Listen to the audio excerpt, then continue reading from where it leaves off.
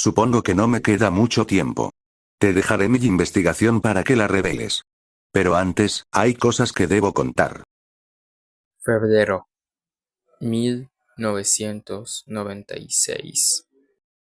Empresa Game Freak lanza al mercado un videojuego que cambiaría la historia de la humanidad. Pocket Monsters, Aka y Midori. Millones de niños corren a las tiendas. La atmósfera es de absoluta euforia.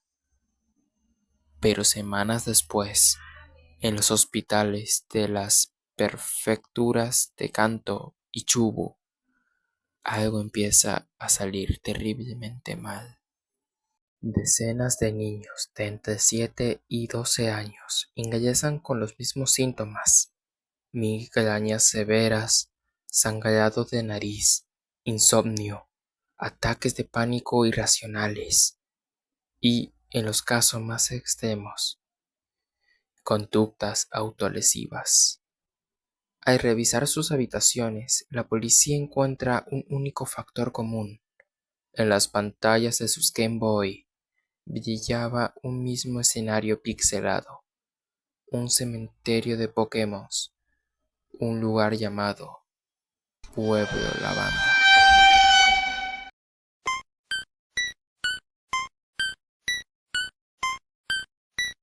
Durante 30 años, Internet ha tratado esto como un simple cuento de terror para no dormir. Pero hoy vamos a hacer algo diferente. Vamos a abrir el archivo, analizar las frecuencias de audio originales y descubrir qué ocurrió realmente tras las puertas de Nintendo. ¿Fue una leyenda urbana o el terror de programación más peligroso de la historia? Hoy veremos el síndrome de Pueblo Lavanda y vamos a oír su música. Para entender el impacto de este mito, primero debemos entender el juego. Pokémon Rojo y Verde era un título infantil, lleno de colores brillantes y superación personal, pero cuando el jugador cruzaba la Ruta 10, la paleta de colores cambiaba. Pueblo Lavanda no tenía gimnasio, no tenía tiendas importantes, tenía una torre de 7 pisos que funcionaba como un cementerio para criaturas asesinadas o fallecidas. El juego te obligaba a hablar con NPCs que decían cosas como: ¿crees en los fantasmas? Ese trozo de carne blanca en tu hombro no es real. La música de Pueblo Lavanda fue compuesta por Shinichi Masuda. Para este pueblo en específico, Masuda decidió experimentar. Utilizó un canal de audio de la Game Boy para crear un bucle de notas agudas y sonantes. En la teoría musical, la disonancia genera una necesidad innata de resolución. El cerebro humano se estresa, por lo que el sonido no encaja. Pero los foros de Internet de los años 2000 afirmaban algo más oscuro: que Masuda no solo buscaba incomodar, buscaba experimentar con frecuencias prohibidas. Oigamos la supuesta música de Pueblo Lavanda, la música original.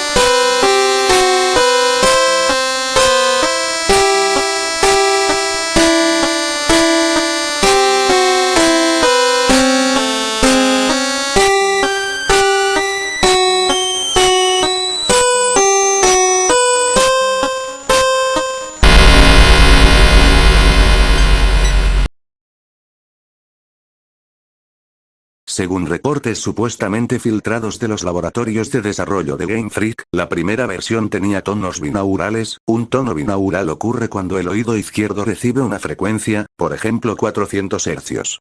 El oído derecho recibe otra ligeramente diferente. Por ejemplo 410 Hz. El cerebro intenta compensar esta diferencia creando una tercera frecuencia interna de 10 Hz. Aquí abre otra duda. ¿Por qué los niños lo notan y los adultos no? Recordemos que los oídos adultos se desgasta con la edad, es un proceso llamado presbiacusia. Un adulto promedio no escucha frecuencias por encima de los 15.000 Hz. Sin embargo, los niños pequeños pueden escuchar frecuencias de hasta 20.000 Hz. La leyenda sostiene que la melodía original incluía picos de alta frecuencia que los desarrolladores adultos de Game Freak simplemente no podían oír. Pero que en los auriculares de los niños japoneses actuaban como un taladro ultrasónico directo al sistema nervioso central. El objetivo de esta investigación es buscar la verdad, y la verdad es que el síndrome de Pueblo-Lavanda es probablemente la creepypasta mejor construida de la historia de Internet, pero con una base de realidad que la hace muy aterradora. Primero desmontemos el espectrograma. Los Unowns, que son los Pokémones con forma de letras, fueron introducidos en la segunda generación, o sea en Pokémon Oro y Plata, en 1999. Es técnicamente imposible que estuvieran en el código de audio de un juego lanzado en 1996. El archivo de 4chan fue editado digitalmente usando un software llamado Coagula, que transforma imágenes en ruido. Lo segundo, los registros hospitalarios. No existen actas médicas ni registros de suicidios en masa en Japón en febrero de 1996 relacionados con videojuegos. De haber ocurrido, el gobierno japonés habría cancelado el juego inmediatamente, tal como ocurrió un año después, en diciembre de 1997, con el famoso episodio del anime de Pokémon, o sea, el caso Porygon, que causó ataques epilépticos reales a más de 600 niños debido a destellos rojos y azules en la televisión. Ese caso sí está documentado. ¿El caso del pueblo de la banda? No.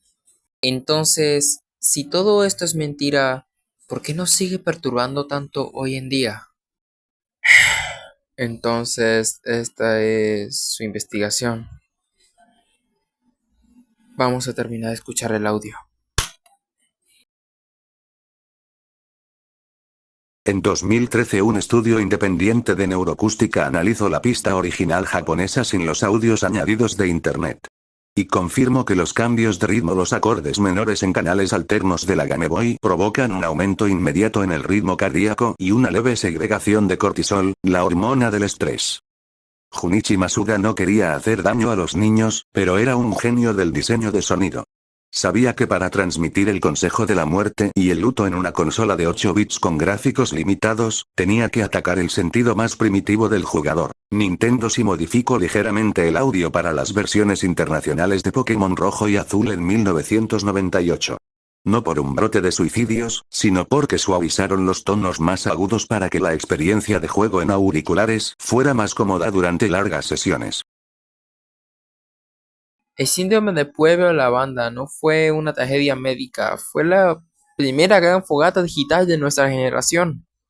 Una historia que compartíamos en los patios escolares y en los primeros foros de internet, mirándonos de reojo mientras jugábamos a oscuras. Miedo real de que nuestra consola guardara un secreto mortal.